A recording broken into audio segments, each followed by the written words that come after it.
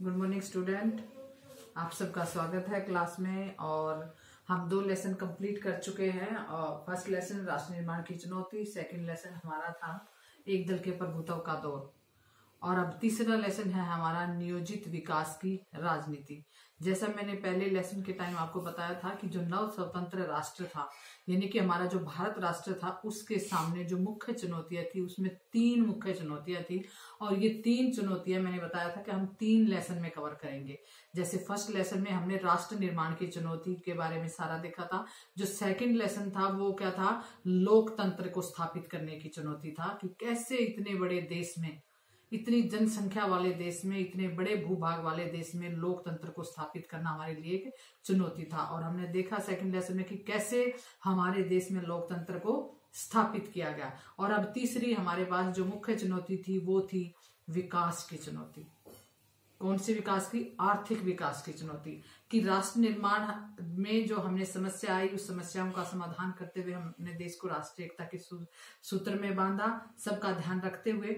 और दूसरा फिर हमने कैसे जो है इतने बड़े देश में सार्वभौमिक वयस्क मत अधिकार के साथ हमने लोकतंत्र को स्थापित किया। और अब तीसरी जो समस्या थी, ये क्या समस्या थी? आर्थिक विकास की समस्या। पहली जो 2 समस्याएं थी वो ऐसी समस्या थी जिसका हल आप तुरंत कर सकते हैं, लेकिन ये जो तीसरी समस्या हमारे सामने थी, जो तीसरी चुनौती हमारे सामने थी, इसका हम एकदम जो है क्या इसका सॉल्यूशन नहीं कर सकते थे। एकदम हम इस समस्या का समाधान नहीं कर सकते थे। ये 2, अगर मैं कहूं कि जो 3 चुनौतियां हैं, उन 3 चुनौतियों में सबसे मुख्य है और सबसे बड़ी और सबसे कठिन चुनौती यही थी। क्या थी? आर्थिक विकास की चुनौती। तो ये जो तीसरा लेसन है हमारा इसी बड़ी चुनौती के लिए है कि ये जो बड़ी चुनौती हमारे देश के सामने आई, इस चुनौती को कैसे हमने हल किया, इस आर्थिक विकास की समस्या को कैसे हमने, कौन सी नीति को अपनाकर, कौन सी जो है योजना को बनाकर, किस तरीके से हमने अपने देश को आर्थिक विकास की राह पर अग्रसर किया, और कैसे हमने अपने देश को जो है विश्व के जो देश है उनके बराबर में खड़े होने के लिए तैयार किया।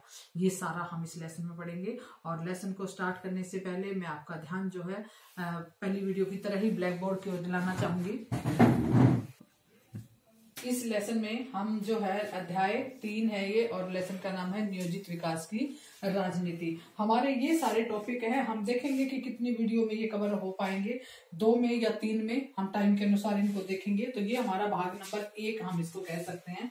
ये है हमारा भाग नंबर 1, यानी कि फर्स्ट वीडियो हमारी, जिसके अंतर्गत हम सबसे पहले इस बात को जानने की कोशिश करेंगे कि विकास क्या होता है, विकास क्या है, इसकी धारणा क्या है, विकास की हमें क्यों आवश्यकता पड़ी, उसके क्या उद्देश्य हैं, क्या उसकी उस समय विकास की विचारधाराएं थी, विकास के मॉडल कौन से थे। ठीक है। उसके बाद नियोजन क्या है, और हमने नियोजन को क्यों अपनाया, क्या आवश्यकता थी हमने नियोजन को अपनाने की।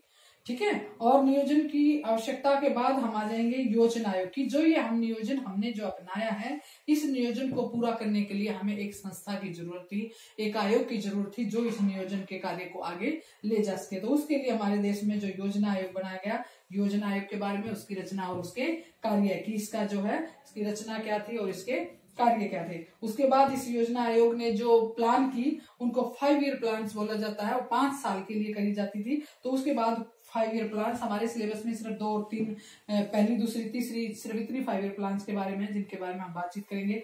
फिर ये जो 5 ईयर प्लान जो हमारे देश में की गई थी, 3, फर्स्ट, सेकंड और थर्ड, ये तीनों जो प्लान की गई थी, उस समय जो विकास की नीति थी, उस नीति के ऊपर बहुत सारे सवाल उठे, बहुत सारे प्रश्न उठे कि ये सफल नहीं है, क्योंकि एक कृषिपति, एक उद्योगपति, और तीसरी जो है, तीसरी के टाइम बड़ी समस्या आकर खड़ी हो गई। तो क्या क्या विवाद उस समय हुए और क्या उन विवादों के परिणाम रहे, ये हमारा जो है क्या है, लेसन नंबर 3 कंप्लीट है। हम इसको देखेंगे कि हम कितनी वीडियो में इसको पूरा कर सकते हैं। सबसे पहले हमने जैसे अभी देखा विकास, हम विकास के बारे में देखेंगे कि विकास क्या है, ये विकास की अवधारणा क्या है। अगर विकास का हम साधारण शब्दों में अर्थ देखें तो विकास का मतलब क्या था? परिवर्तन। क्या करना? परिवर्तन करना। विकास जो है इसको आधुनिकीकरण का सूचक माना जाता है। अगर हम विकास करते हैं, इसका मतलब हम आधुनिक हैं। साधारण शब्दों में अगर हम कहें तो आप एक ये बात समझ सकते हैं कि विकास एक ऐसी प्रक्रिया है जो सभी, या जो ऐसी संरचनाओं, या संस्थाओं का निर्माण करती है जो समाज की समस्याओं का समाधान निकालने में समर्थ है। ऐसी जो प्रक्रिया है उसको क्या कहा जाता है? विकास कहा जाता है। फिर आते हैं विकास के उद्देश्य, कि विकास के उद्देश्य क्या थे, ये विकास क्यों जरूरी था। जिसके अंतर्गत सबसे पहला है रहन सहन के स्तर का विकास करना, कि जिस समय हमारा देश स्वतंत्र हुआ तो उस समय हमारा क्या था, जो रहन सहन था वो उसका स्तर क्या था, बहुत नीचा था, और लोगों का जो जीवन स्तर है उसमें उनको उनकी जो आवश्यक सुविधाएं हैं वो आवश्यक सुविधाएं भी उनको नहीं मिल पाती थी। उन आवश्यक सुविधाओं को दिलाने के लिए क्या विकास जरूरी था। उसके बाद प्रकृति का दोहन, कि उस समय विकास का दूसरा लक्ष्य है प्रकृति का दोहन, यानी कि उस समय प्रकृति में जो चीजें थी उनका अधिक से अधिक उपयोग किया जाना था, और उसके लिए जो है क्या जरूरी था, विकास जरूरी था। फिर है दरिद्र की सहायता, यानी कि जो गरीब लोग हैं उनकी सहायता करने के लिए हमें विकास की आवश्यकता थी। और फोर्थ हम कह सकते हैं रोजगार देना, कि उस समय जो है लोगों के पास रोजगार के अवसर नहीं थे, रोजगार नहीं था, तो उन लोगों को रोजगार के अवसर देने के लिए हमें विकास की आवश्यकता जरूर थी। तो उस समय विकास की आवश्यकता थी। और अब अगर हम आगे देखें तो विकास जब किया जाना था तो उस समय कि किस तरीके से विकास किया जाए, दो विचारधाराएं प्रचलित थी। अगर हम अपनी बुक में देखें तो ये यहाँ पर उसको इस करके राउंड करके ये यहाँ पर ये स्पेशल दिया हुआ है। तो ये क्या विचारधाराएं थी, ये विचारधारा थी, एक विचारधारा थी वामपंथ की और एक थी दक्षिण पंथ की। वामपंथ दक्षिणपंथी, वामपंथी विचारधारा के लोग थे और दक्षिणपंथी विचारधारा के लोग थे। जो वामपंथी विचारधारा के लोग थे ये क्या कहते थे कि गरीब, पिछड़े और सामाजिक जो समूह है उनके विकास की तरफ पहले ध्यान देना चाहिए, यानी कि उनके विकास की ओर ध्यान देते हुए अपने विकास की योजनाओं को बनाना चाहिए। लेकिन इसके विरोध में जो दक्षिण पंथी थे ये किस बात पर विश्वास करते थे, ये जो है पूंजीवादी विचारधारा जो होती है जिसमें खुली प्रतिस्पर्धा होती है, खुली प्रतियोगिता होती है, और जिसमें निजी लोग जो है वो ज्यादा पावरफुल होते हैं और सरकार का हस्तक्षेप कम होता है, ये उस चीज पर क्या करते थे, विश्वास करते थे। और ये चाहते थे कि विकास जो है दक्षिण पंथी जो विचारधारा है यानी कि पूंजीवादी जो विचारधारा उसके अनुसार हमारे देश का विकास किया जाना चाहिए। ये विकास की दोनों विचारधाराएं थी। इसके बाद हम आते हैं मेन बात पर, विकास के मॉडल। विकास के मॉडल, ये मेन क्वेश्चन हमारा, विकास के मॉडल क्या थे। तो विकास के जो मॉडल थे वो 3 मॉडल थे। मेन अगर हम देखें तो 2 हैं, लेकिन तीसरा हमारे इंडिया ने अपना, इसलिए वो तीसरा मॉडल है। विकास का जो पहला मॉडल था, जो पहला मॉडल है विकास का, वो मॉडल क्या है, पूंजीवादी मॉडल उसको बोलते हैं, या कह सकते हैं निजी क्षेत्र का मॉडल। क्या है, निजी क्षेत्र या पूंजीवाद का मॉडल। ये जो निजी क्षेत्र का जो मॉडल था या पूंजीवाद का जो मॉडल था ये यूरोप तथा अमेरिका के जो है देशों में अपनाया गया था। वहां पर क्या था, जो पूंजीवाद है यानी कि जो बड़े बड़े जो बिजनेसमैन हैं ये कह सकते हैं या पूंजीपति हैं, उन पूंजीपतियों को क्या दिया जाता है, अधिकार दिया जाता है, और ये इस बात पर विश्वास करते हैं कि सरकार का हस्तक्षेप कम से कम होना चाहिए, लोगों को फुली क्या होना चाहिए, खुली प्रतियोगिता में भाग लेकर अपने आप को जो है आर्थिक बाजार में खड़े करने का अधिकार होना चाहिए। यानी कि ये सरकार के हस्तक्षेप को कम मानते हैं, और सरकार के हस्तक्षेप को कम मानते हैं, यानी कि ये कहते हैं सरकार का हस्तक्षेप होना ही नहीं चाहिए, और ये निजी जो उद्योगपति पूंजीपति है उनको जो है क्या मानते हैं, महत्व देते हैं। तो उस समय जो है यूरोप तथा अमेरिका के जो शहरी इलाके हैं ज्यादातर, उनमें जो है इसी जो विचारधारा को या इसी मॉडल को अपनाया गया था। जो दूसरा मॉडल है वो है सार्वजनिक क्षेत्र का मॉडल, यानी कि उसका नाम है समाजवादी मॉडल, विकास का समाजवादी मॉडल। ये जो है जो सोवियत संघ है उस समय का, सोवियत संघ में इस समाजवादी मॉडल को अपनाया गया था। और इसके साथ साथ जो उस समय भारत के साथ साथ जो देश नव स्वतंत्र हुए थे उन सब देशों ने भी उस पूंजीवादी विचारधारा को छोड़कर इस समाजवादी विचारधारा को ही अपनाया था, क्योंकि ये जो समाजवादी विचारधारा थी यही एक ऐसी विचारधारा थी जिसमें सबके लिए, सबकी भलाई के लिए कार्य हो सकता था, क्योंकि इसमें उत्पादन तथा वितरण के साधनों पर सरकार का नियंत्रण था, किसी एक पूंजीपति का नियंत्रण नहीं होता था। और इसमें जब अर्थव्यवस्था जो है सरकार द्वारा नियोजित होती थी, सरकार द्वारा संचालित होती थी, तो इसलिए ये ज्यादा महत्वपूर्ण थी। तो जो दूसरा जो मॉडल था वो क्या था, समाजवादी मॉडल।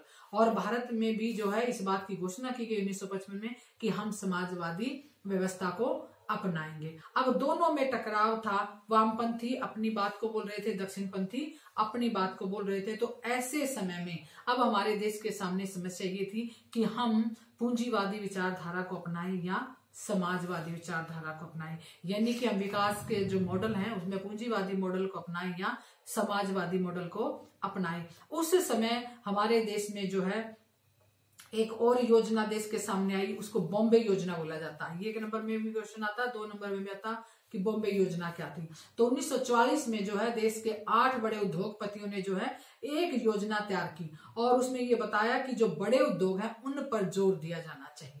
तो ये बॉम्बे प्लान भी उस समय उभर कर आई और अब ये था कि कौन से मॉडल को अपनाया जाए। तो उस समय भारत में जो है क्या किया गया कि आर्थिक विकास की भारत को जरूरत थी और बहुत सूझबूझ के साथ जरूरत थी। भारत ना तो निजी क्षेत्र को नकार सकता था और ना ही सार्वजनिक क्षेत्र को नकार सकता था। ऐसे समय में क्या किया गया कि भारत में मिश्रित अर्थव्यवस्था के मॉडल को अपनाया गया। कौन से मॉडल को अपनाया गया? मिश्रित अर्थव्यवस्था। जो मिश्रित अर्थव्यवस्था का मतलब है कि वहां पर निजी क्षेत्र को भी महत्व दिया गया और सार्वजनिक क्षेत्र को भी महत्व दिया गया। जो बड़े बड़े उद्योग हैं जिनके लिए ज्यादा पैसा चाहिए, ज्यादा पूंजी चाहिए, उनको सरकार के नियंत्रण में रखा गया और जो छोटे उद्योग थे, जो निजी पूंजीपति जिनके पास कम पूंजी थी, वो अपने हिसाब से उन उद्योगों को लगा सकें, तो उनमें निजी पूंजीपतियों को अधिकार दिया गया। तो इस तरीके से भारत में निजी क्षेत्र को भी ध्यान में दिया गया और किसको भी ध्यान में दिया गया? सार्वजनिक क्षेत्र को भी ध्यान में दिया गया और भारत में मिश्रित अर्थव्यवस्था के मॉडल को अपनाया गया। ये हमारा क्या था? विकास और विकास के मॉडल। नेक्स्ट हमारा है नियोजन। अब जो विकास किया जाना है, इस विकास को किस तरीके से किया जाए कि ये विकास कि जितने हमारे पास भौतिक संसाधन है उनका हम अच्छे से प्रयोग कर सके, उनका दुरुपयोग ना हो। दूसरी बात, विकास का फायदा केवल एक ही तबके को ना हो बल्कि सभी लोगों को हो। किस तरीके से क्या किया जाए जिस तरीके से हम ऐसा आर्थिक विकास करें। तो उस समय जो है सोवियत संघ में जो है नियोजन को अपनाया गया था कि नियोजन के द्वारा वहां पर आर्थिक विकास किया जाता था। तो भारत भी उस सोवियत संघ की इस नियोजन की योजना से प्रभावित हुआ और भारत ने भी योजना बनाई कि हम भी नियोजन के द्वारा अपना विकास करेंगे। अब नियोजन क्या है? नियोजन एक ऐसी प्रक्रिया है, क्या है? नियोजन एक ऐसी प्रक्रिया है जिसके द्वारा उपलब्ध साधनों का अनुमान लगाकर सामाजिक तथा आर्थिक विकास के लक्ष्य निश्चित किए जाते हैं।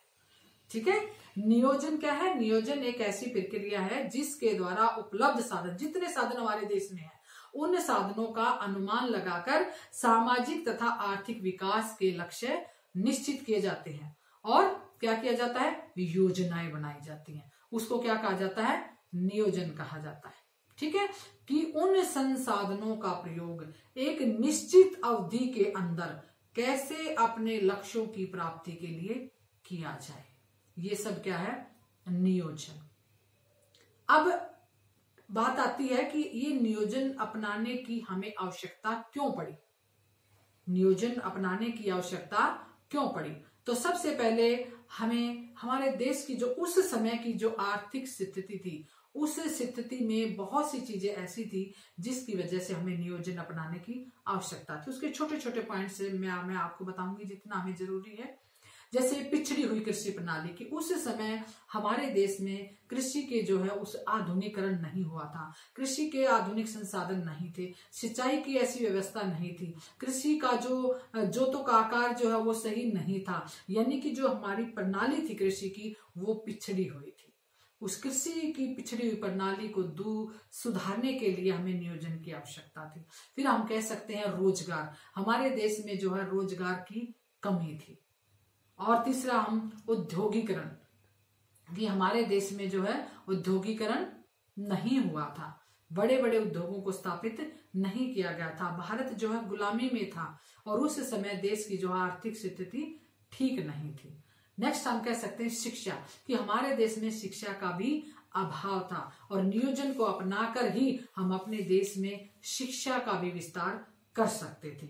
और इसके अलावा हम कह सकते हैं कि आर्थिक संकट में उपयोगी, जो आर्थिक संकट हमारे देश के सामने था, क्योंकि जब देश का विभाजन हुआ था तो ये माना जाता है कि जो उपजाऊ भूमि थी, जो कृषि योग्य अच्छी भूमि थी, वो पाकिस्तान की तरफ चली गई थी। तो अब हमारे देश में ये लगता था कि आर्थिक विकास की आवश्यकता है और हमारे संकट आर्थिक संकट है। तो ऐसे समय में एक नियोजन ही ऐसा था जो आर्थिक संकट में हमारे लिए उपयोगी हो सकता था। ठीक है, इसके बाद हम अगर देखें इस नियोजन के उद्देश्य क्या थे, ये हमारे सिलेबस में थोड़ा थोड़ा है, इसलिए आपको थोड़ा थोड़ा बताया जा रहा है। नियोजन के उद्देश्य क्या थे? उद्देश्य क्या थे? सबसे पहला हमारा उद्देश्य था नियोजन का राष्ट्रीय आय में वृद्धि करना, कि हमारे देश की राष्ट्रीय आय में वृद्धि करने के लिए नियोजन को अपनाना जरूरी था। अगर हम प्लानिंग के अनुसार हमारे संसाधनों का प्रयोग करेंगे तो हम अपने देश की राष्ट्रीय आय को बढ़ा सकते थे।